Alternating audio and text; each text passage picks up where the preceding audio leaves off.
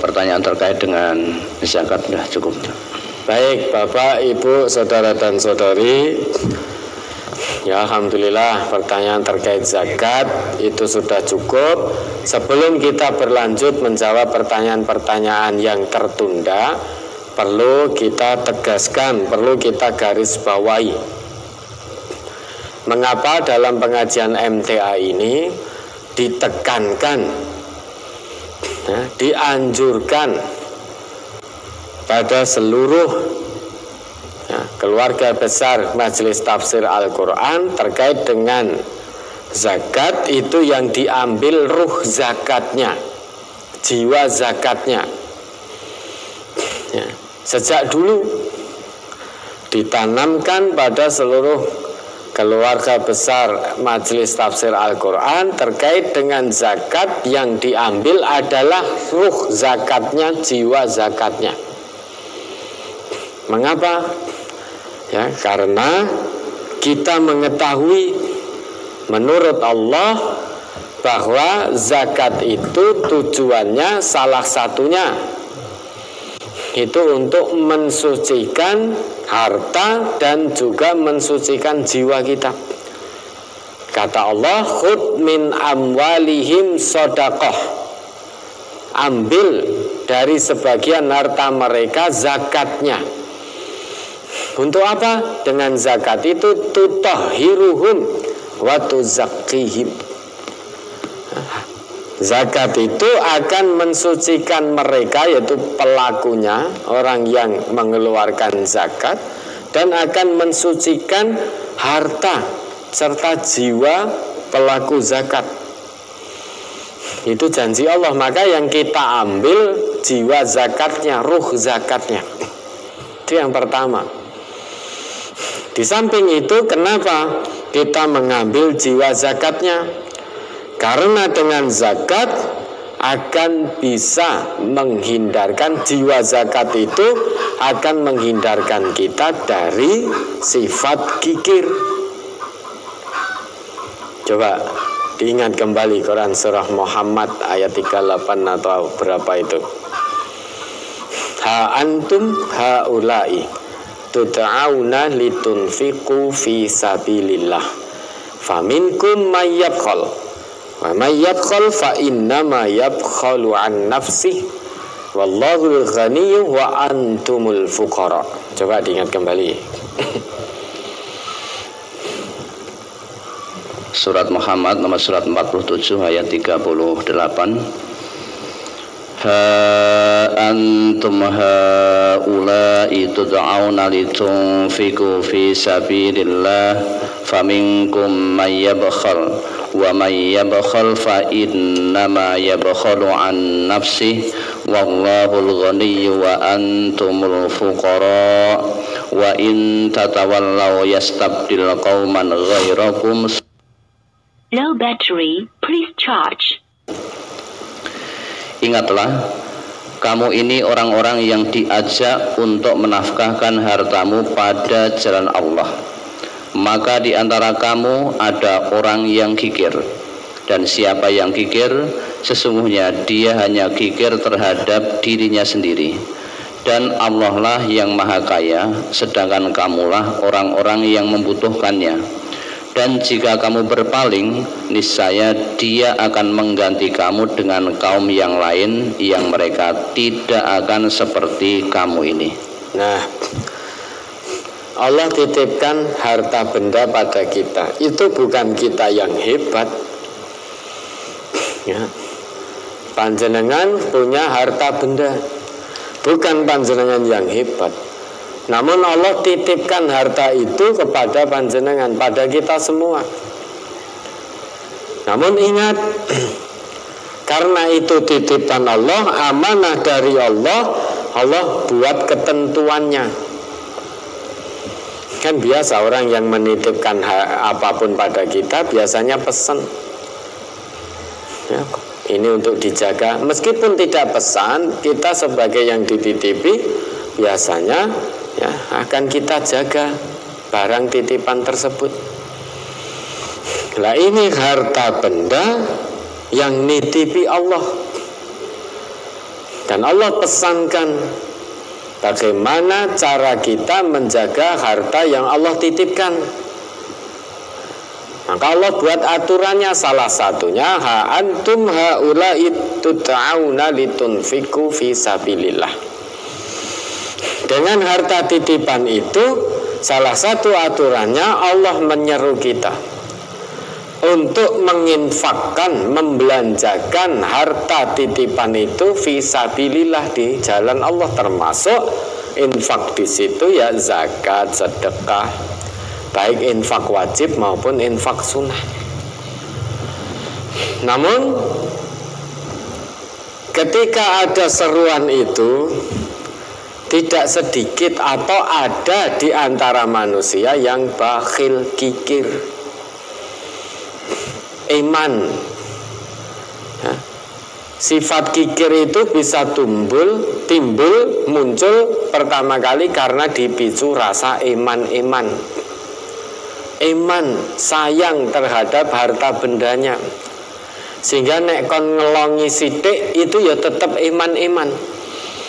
Maka muncul sifat kikir. Faminkum mayyabkhal, di antara kamu ada yang senantiasa berlaku kikir, punya sifat kikir. Maka di MTA ini yang ditekankan, yang diambil adalah jiwa zakat.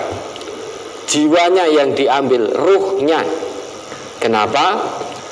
Karena dengan ruh zakat itu akan menjauhkan penunai zakat dari sifat bakhil, sifat kikir. Mengapa? Faman yabkhal fa innama yabkhalu an nafsih. Karena barang siapa yang punya sifat kikir, hakikatnya dia kikir terhadap dirinya sendiri. Kerugiannya di hadapan Allah sebab kikirnya akan ditanggung sendiri. Wallahul ghaniyyu wa antumul fuqara. Allah maha kaya, tidak butuh hartamu. Namun kamulah yang fakir, butuh kepada Allah. Allah tidak butuh harta manusia. Allah tidak butuh pertolongan manusia. Allah tidak butuh makan dari manusia, karena Allah itu Ar-Razzaq Dzul Quwwatil Matin. Allah itu Ar-Razzaq, maha pemberi rezeki yang punya kekuatan, lagi maha kokoh, sehingga tidak butuh. Kalau ada manusia yang enggan zakat karena iman kemudian bakhil, kikir, Allah tidak butuh itu. Kerugiannya akan ditanggung sendiri, ditanggung manusianya sendiri. Bila manusia itu fakir, fuqara, fakir terhadap pertolongan Allah, fakir terhadap rahmat Allah, fakir terhadap kasih sayang Allah. Karena fakir terhadap Allah, maka manusia butuh kepada Allah.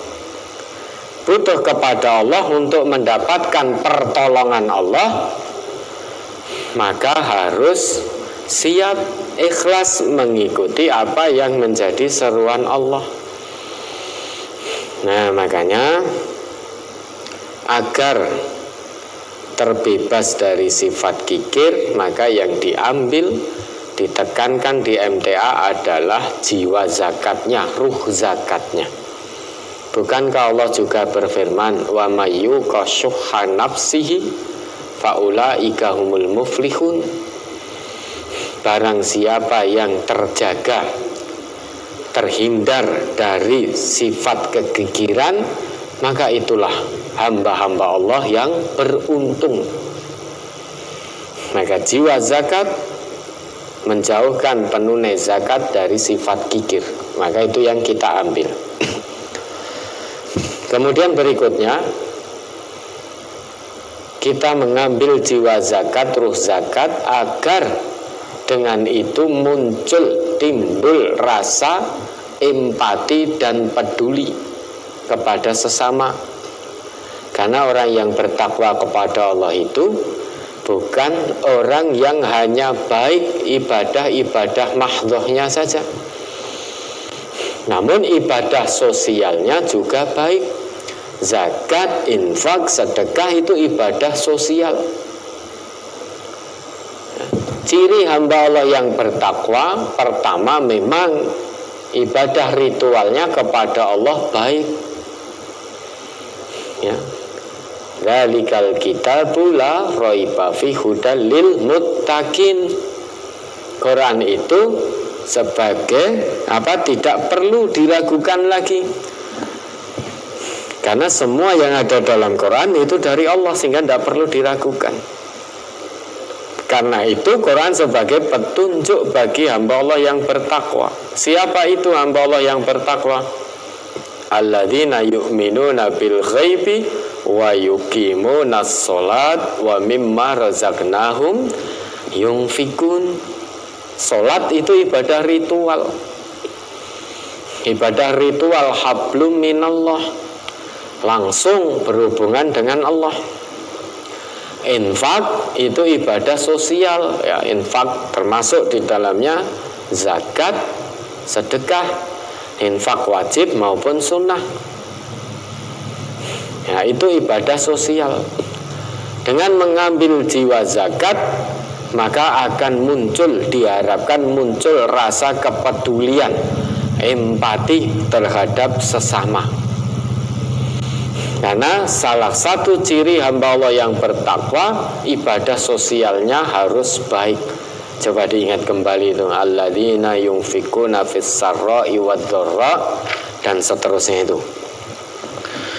Surat Ali Imran ayat 133, 134. Wasari'u ila maghfiratin mir rabbikum wa jannatin 'arduhas samawati wal ardh. Low battery, please charge. Alladzina yunfikuna fis sarra'i wad-dharra'i wal kaziminal ghaidha wal 'afina 'anil nas. Low battery, please charge. Dan bersegeralah kamu kepada ampunan dari Tuhanmu dan kepada surga yang luasnya seluas langit dan bumi, yang disediakan untuk orang-orang yang bertakwa, yaitu orang-orang Low battery, please charge. pun sempit, dan orang-orang yang menahan amarahnya dan memaafkan kesalahan orang. Allah menyukai orang-orang yang berbuat kebajikan. Nah, ini termasuk salah satu ciri hamba Allah yang bertakwa, ibadah sosialnya.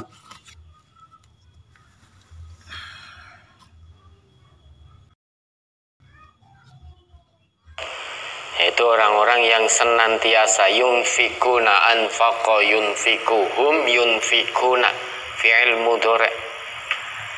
Fi'il mudhari' itu yufidut tajaddud wal istimrar, ya, mengandung makna timbul tenggelam dan kontinuitas, yaitu orang yang senantiasa menafkahkan, menginfakkan hartanya baik di waktu lapang maupun sempit. Maka dari sini jiwa zakat yang diambil tujuannya apa? Biar muncul rasa peduli, rasa empati kepada sesama, sehingga ibadah sosial kita baik, harapannya di hadapan Allah, ya, bukan hanya sebatas ibadah ritual yang dianggap baik, namun juga ibadah sosialnya. Dengan demikian, mudah-mudahan keimanan kita betul-betul dinilai sodik di hadapan Allah, sehingga bisa mengantarkan kita menuju derajat ketakwaan, di mana hanya hamba-hamba Allah yang bertakwalah yang diizinkan untuk memasuki surganya Allah kelak. Kemudian berikutnya, sangat penting jiwa zakat itu kita ambil untuk menguatkan dari sisi dakwah. Karena dakwah itu bukan hanya di mimbar. Dakwah itu bukan hanya di mimbar. Dakwah itu harus menyentuh segala sisi, segala lini.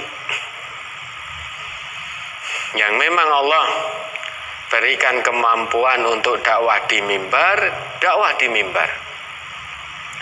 Yang Allah beri kemampuan dari sisi finansial, dakwah melalui hartanya. Penguatan dakwah melalui harta bendanya.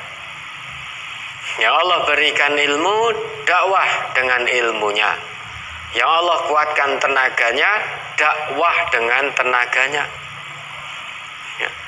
Maka ada dalam dakwah itu biar kuat harus ada gabungan antara ilmu, zu ilmin, kemudian zu fikrin, pikiran, kemudian zu kuwatin, fisik, tenaga, kemudian zu malin. Dakwah itu juga butuh dana. Kemudian zu nafsin. Dakwah itu biar bisa kuat harus mencakup semuanya ini. Maka dakwah harus menyentuh segala lini. Lah, semua manusia, setiap individu diberi kemampuan oleh Allah berbeda-beda. Ada yang dimampukan oleh Allah dalam hal ilmu. Ada yang dimampukan oleh Allah, dititipi oleh Allah kekuatan fisik yang prima, tenaga. Ada yang dititipi oleh Allah pikiran yang cemerlang, sehingga banyak ide untuk memajukan dakwah. Kemudian ada yang dititipi oleh Allah kekuatan di bidang harta. Nah, ini digabungkan berta'awun wa ta'awanu 'alal birri wat taqwa. Sehingga jiwa zakat itu bisa menguatkan sisi dakwah. Sekarang ada yang berilmu, ada yang fisiknya prima, ada pikirannya cemerlang, ning tidak punya dana. Gimana mau berangkat dakwah ke sana ke pelosok, orang duwe dana, kebetulan yang bersangkutan tidak dititipi dana oleh Allah. Meskipun punya dititipi Allah ilmu, fisiknya prima, pikirannya cemerlang, tapi tidak bisa berangkat sana karena keterbatasan dana. Kira-kira piye? Oh, bisa sekarang dengan teknologi yang maju, bisa melalui YouTube. Tidak punya uang untuk beli kuotane, terus piye mau dakwah? Nah, maka dari sini semuanya bertawun. Nah, sekarang ada dana melimpah, fisik prima, tenaga kuat. Nah, sedangkan yang namanya dakwah tetap harus ada yang melalui mimbar, melalui nasihat-nasihat di mimbar.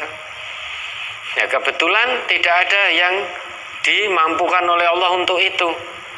Nah, sehingga kita hanya dengan dakwah tenaga, dengan dana, dengan ini memang menyentuh. Namun tanpa ada yang berdakwah menyampaikan kebenaran ayat-ayat Allah dan hadis-hadis Rasulullah melalui mimbar, juga tidak bisa kafah, tidak bisa totalitas dakwahnya. Ada yang dimampukan oleh Allah dakwah di mimbar, dana cukup, cuma fisiknya semuanya serba terbatas. Kena hujan sedikit masuk angin, kena kipas angin sedikit greges-greges, kena AC sedikit greges-greges, sehingga secara fisik tidak prima. Atau dakwah dari sisi kemanusiaan melalui SAR, Satgas dan lain sebagainya. Yang namanya kemanusiaan untuk dakwah di lapangan butuh tenaga. Saiki geleme mengurun bondo kabeh, wis kowe mangkat to. Soalnya apa? Tenaga ndak punya. Nah, kebetulan ndak ada yang punya tenaga prima. Ning duwe bondo kabeh. Kira-kira apa ya bisa dakwah dari sisi kemanusiaan yang memang butuh terjun ke lapangan untuk evakuasi. Butuh tenaga prima. Ya ndak bisa. Meski bondone berlimpah, misalkan untuk evakuasi banjir bisa beli perahu karet sedemikian banyak, ning ora enek sing mangkat. Tenagane ra enek sing duwe. Karena untuk mengoperasikan, mengendalikan perahu karet itu ya butuh keahlian, butuh ilmu, butuh tenaga kuat. Apa perahu netok dikalek kayak gitu? Nanti korban banjir kok nek perahu lewat numpak dewi. Karena kita tidak ada tenaga untuk ikut mengevakuasi, maka itu butuh tenaga. Tenaga dok juga tidak cukup. Sekarang mau dakwah kemanusiaan, kebetulan banjir, mangkat tenaga dok karena ran duit dinggo beli perahunya. Kira-kira apa bisa kita dakwah kemanusiaan mengevakuasi korban banjir tanpa alatnya? Dah bismillah, pokoknya saya berangkat. Bismillah. Tenagaku kuat lillahi ta'ala. Nanti sampai sana meskipun saya tidak punya perahu, kalau Allah menghendaki dengan tulusnya niat saya, mesti Allah akan turunkan pertolongannya. Nah, kira-kira mungkin tidak panjenengan menolong evakuasi korban banjir, sunnatullahnya alatnya itu perahu. Salah satunya lawang Nabi Nuh saja, seorang nabi, seorang rasul, ketika Allah mau datangkan banjir, sebelumnya Nabi diperintah membuat kapal. Padahal sangat mudah bagi Allah, ya, untuk tidak memerintah Nabi Nuh membuat kapal, wis tekake banjir, Nabi Nuh dan orang yang beriman diselamatkan, itu sangat mudah. Namun Allah hendak memberi pengajaran, ya, yang namanya sunnatullah, yang namanya banjir, ya salah satu alatnya adalah kapal atau perahu-perahu itu. Maka Nabi Nuh diperintah dulu untuk membuat kapal. Nah, kita mau evakuasi korban banjir, kebetulan korbannya besar, banjirnya besar kayak dalam. Nah, kita punya tenaga nih randuwe perahu. Karena tidak punya dana, ya tidak bisa kita akan dakwah kemanusiaan. Maka ini warga MTA memang, ya, itu akan dakwah kemanusiaan, evakuasi korban-korban bencana alam, nggawa gamane, nggawa senjata.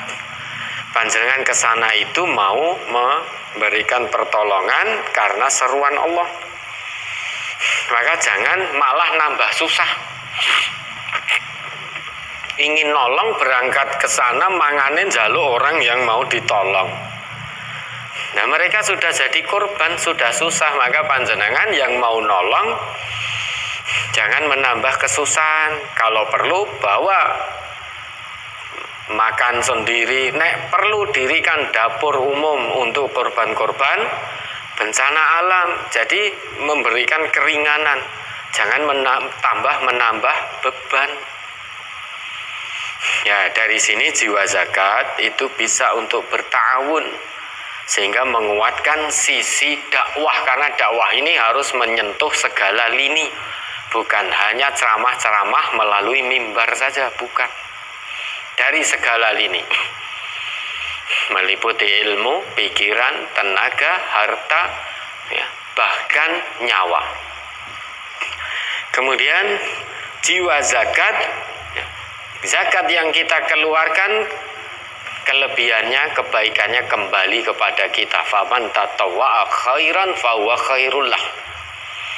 Lawang masalah dunia saja kita selalu berusaha mendapatkan lebih. Masalah dunia itu loh, manusia umumnya termasuk kita ingin mendapatkan lebih. Hari ini dapat sekian, besok lebih giat lagi biar mendapatkan lebih.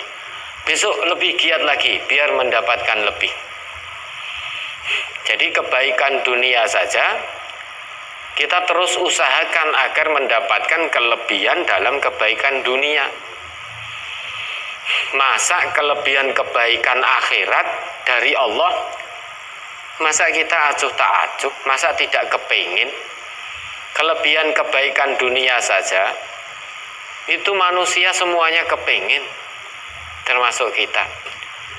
Masa kelebihan kebaikan yang dijanjikan oleh Allah, masa kita tidak kepingin? Padahal Allah berfirman, wattaghi fima atakallahu daral akhirah wala tansa nasibaka minad dunya wa ahsin kama ahsanallahu ilaik.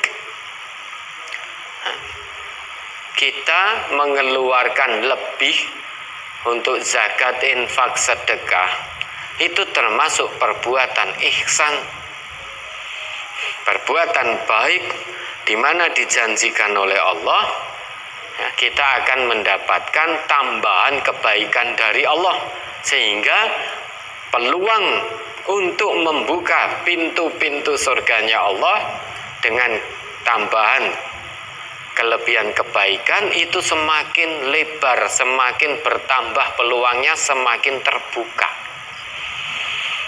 Nah, sebagaimana panjenengan kita ini kelebihan dunia saja kita usahakan terus, supaya apa? Kesempatan untuk membeli ini itu semakin terbuka dengan kelebihan harta. Nah, demikian pula kelebihan kebaikan dari Allah untuk kehidupan akhirat. Maka di hari yaumul hisab nanti, hari pertimbangan amal, potensi untuk memperberat pahala atau amal kebaikan kita, timbangan kebaikan kita di hadapan Allah itu semakin terbuka lebar, karena kelebihannya dicatat oleh Allah. Ingat, satu kebaikan minimal dilipat gandakan oleh Allah dengan 10 kebaikan. Masa tidak kepingin? Nah, ini jiwa zakat. Nah, jiwa zakat menyebabkan penunainya akan mendapatkan kelebihan tambahan kebaikan dari Allah yang akan bisa memperberat timbangan amal kebaikannya di hari hisab nanti. Kemudian berikutnya, jiwa zakat itu sebagai bentuk syukur kita kepada Allah, bahwa kita betul-betul mencintai Allah. Allah itu kan berfirman, lan tanalul birra, ya ini ayat ya Ustaz ya. Lan tanalul birra hatta tunfiku mimma tuhibbun. Kamu tidak akan mendapatkan kebaikan sampai kamu ikhlas lillahi ta'ala, betul menginfakkan, membelanjakan apa yang kamu cintai di jalan Allah. Yang kita cintai apa biasanya? Kekayaan dunia, harta benda. Kalau kita masih merasa iman, hitungane ijik jelimet, iman berarti kita tidak yakin kepada Allah. Padahal yang namanya zakat, infak, sedekah itu termasuk ibadah sosial kita, salah satu ciri hamba Allah yang bertakwa.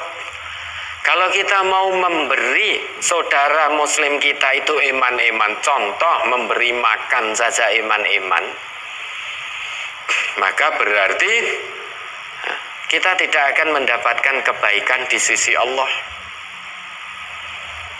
Karena syarat untuk mendapatkan kebaikan di sisi Allah itu kita sampai menginfakkan di jalan Allah apa yang kita cintai. Kalau kita ingin dapatkan kebaikan di sisi Allah, infakkan dulu harta yang kamu cintai, baru kamu akan dapatkan kebaikan di sisi Allah. Kalau masih iman, maka tangeh lamun, jangan harap mendapatkan kebaikan dari sisi Allah. Karena yang namanya hamba Allah yang bertakwa bukan hanya sholatnya tok baik. Orang yang sholatnya baik, dia akan terbebas dari perbuatan fahsya dan mungkar. Orang bakhil, iman, enggan untuk zakat, infak, sedekah, itu dia telah mengerjakan satu kemungkaran. Bagaimana mungkin dia akan mendapatkan kebaikan sedangkan dia melakukan kemungkaran dengan enggan mengeluarkan zakat, infak maupun sedekah? Padahal sholat yang benar menurut Allah tanha anil fahsya wal mungkar, mencegah pelakunya dari perbuatan keji dan kemungkaran. Bakhil, kikir, medit, pelit, enggan zakat, enggan infak sedekah, itu adalah perbuatan mungkar. maka sholatnya tidak berfungsi. Kalau demikian maka tangeh lamun mendapatkan kebaikan di sisi Allah. Lan tanalul birra, sekali-kali kamu tidak akan mendapatkan kebaikan di sisi Allah hatta tunfiqu mimma tuhibbun, sampai kamu menafkahkan, membelanjakan apa yang kamu cintai di sisi Allah. Ingat, ini kaitan dengan madiyah, materi, dengan harta benda. Selama kita masih iman, mencintai harta benda secara berlebihan sehingga muncul sifat kikir disebabkan iman tadi, hati-hati. Meski sudah sholat, hati-hati, sholatnya ternyata belum berfungsi. Maka jiwa zakat yang ditekankan di MTA ini adalah agar kita ngerti, paham bahwa semua harta yang Allah titipkan itu adalah milik Allah, sehingga kita mensyukuri dengan cara menafkahkan apa yang Allah titipkan di jalan yang Allah ridhoi. Itu salah satu hikmah jiwa zakat yang ditekankan di kajian ini. Samping itu, jiwa zakat ya, agar kita yakin untuk meningkatkan keberkahan harta. Yamhaqullahu riba wa yurbis sodaqat. Allah akan tambah keberkahan harta. Harta yang bagaimana?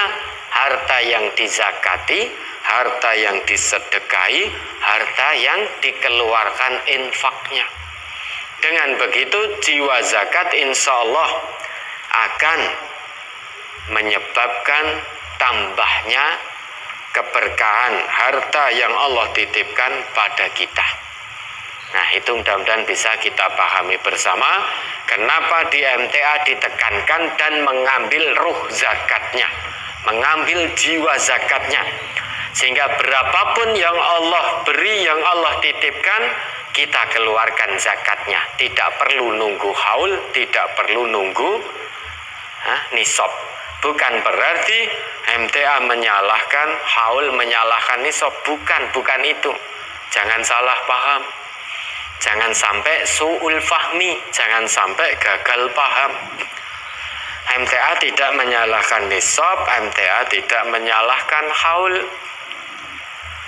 Namun MTA lebih mengambil jiwa zakatnya karena pertimbangan-pertimbangan tadi. Pertimbangan itu menurut Allah juga. Ada beberapa pertimbangan tadi. Yang pertama ya, secara cepat kita ulangi, jiwa zakat insya Allah akan mensucikan harta dan jiwa penunai zakat.